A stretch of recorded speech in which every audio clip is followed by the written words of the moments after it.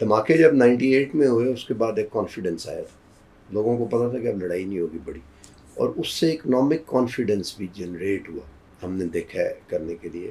اور leak lustre performances مختلف governments اور رجیم کے باوجود وہ کانفیڈنس جو تھا پاکستان کی بقا میں کہ چلتا رہے گا یا ایک بالکل اس طرح کی اسٹیٹ نہیں ہو جائے گی جیسے یوکرین ہوگی، وہ ہم نے دیکھا آخر تک.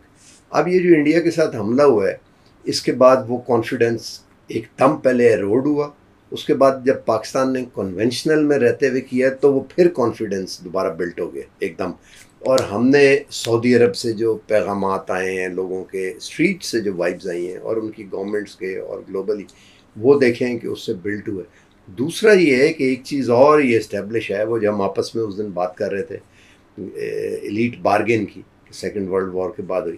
اب نو اٹ سیمس کہ اٹس ویری ویری کلیئر کہ چائنا، پاکستان، ترکی اور کسی حد تک بنگلہ دیش بھی اور ایران بھی، یہ ایک بالکل ایک بلاک ہے اب اس وقت ڈیفنس. کیونکہ اگر لڑائی ہو جاتی ہے، اور ابھی یو ایس نے جب مار پڑی ہے تو ان کو ریسکیو کیا. پہلے وہ کہہ رہے تھے کہ ٹھیک ہے اب طاقتور بشک اٹھتا رہے، تو انہوں نے کہا کہ ٹھیک ہے ہمارا کوئی مار. تو یہ جو ایک دوبارہ سے بلاکس جو ہیں جو پہلے بن رہے تھے، اب ایک دم پیدائش ہو گئی بچے کی جیسے ہوتی، اسٹیبلش ہو گئے ہیں ایک دفعہ آگے کرنے کے لیے.